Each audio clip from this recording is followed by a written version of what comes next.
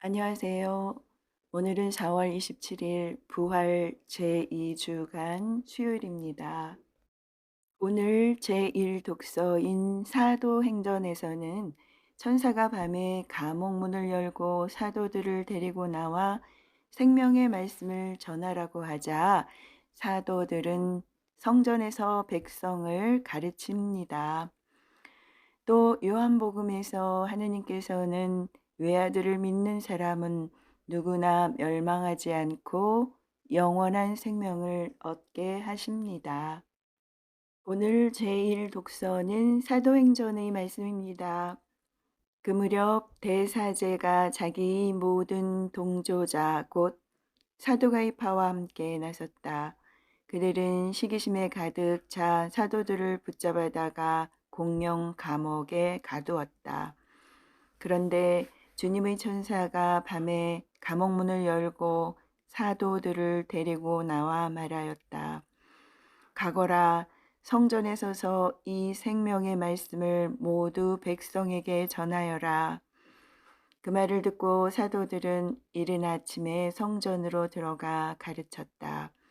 한편 대사제와 그의 동저자들은 모여와서 최고의회 곧 이스라엘 자손들의 모든 원로단을 소집하고 감옥으로 사람을 보내어 사도들을 데려오게 하였다.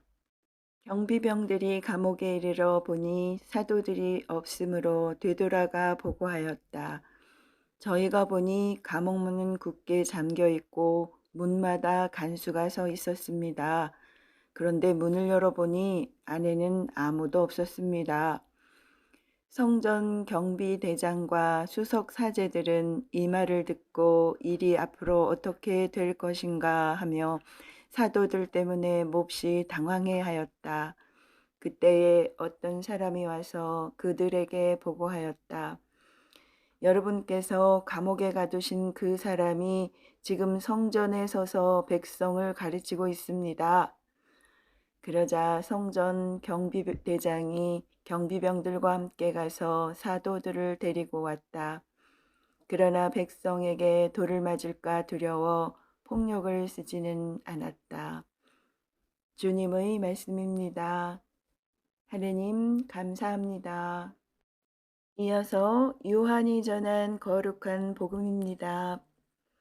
하느님께서는 세상을 너무나 사랑하신 나머지 외아들을 내주시어 그를 믿는 사람은 누구나 멸망하지 않고 영원한 생명을 얻게 하셨다. 하느님께서 아들을 세상에 보내신 것은 세상을 심판하시려는 것이 아니라 세상이 아들을 통하여 구원을 받게 하시려는 것이다. 아들을 믿는 사람은 심판을 받지 않는다. 그러나 믿지 않는 자는 이미 심판을 받았다. 하느님의 외아들의 이름을 믿지 않았기 때문이다. 그 심판은 이러하다. 빛이 이 세상에 왔지만 사람들은 빛보다 어둠을 더 사랑하였다. 그들이 하는 일이 악하였기 때문이다.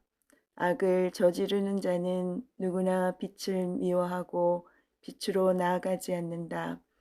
자기가 한 일이 드러나지 않게 하려는 것이다. 그러나 진리를 실천하는 이는 빛으로 나아간다. 자기가 한 일이 하느님 안에서 이루어졌음을 드러내려는 것이다. 주님의 말씀입니다. 그리스도님 찬미합니다. 이어서 오늘의 묵상입니다. 그리스도의 부활을 믿고 받아들이는 것은 무엇을 의미합니까? 오늘 복음에서 이 질문에 대한 실마리를 찾을 수 있습니다.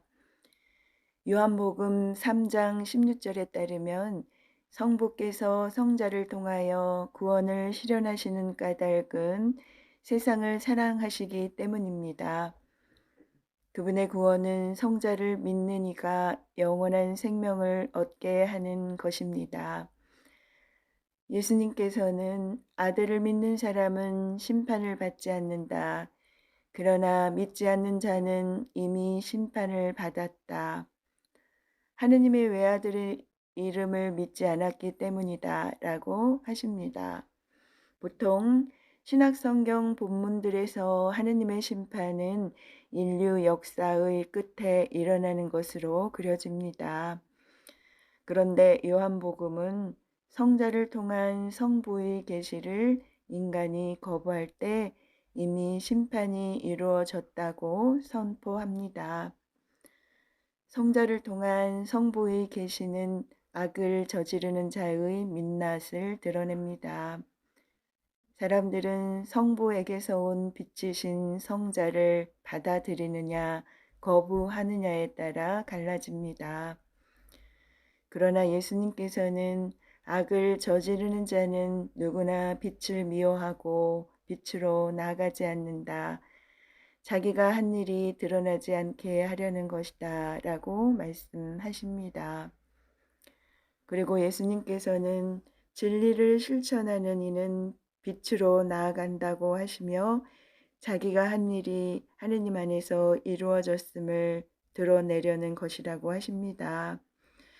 요한복음에서 진리를 실천하다라는 표현은 하느님의 뜻을 실천하다와 동의어처럼 사용됩니다.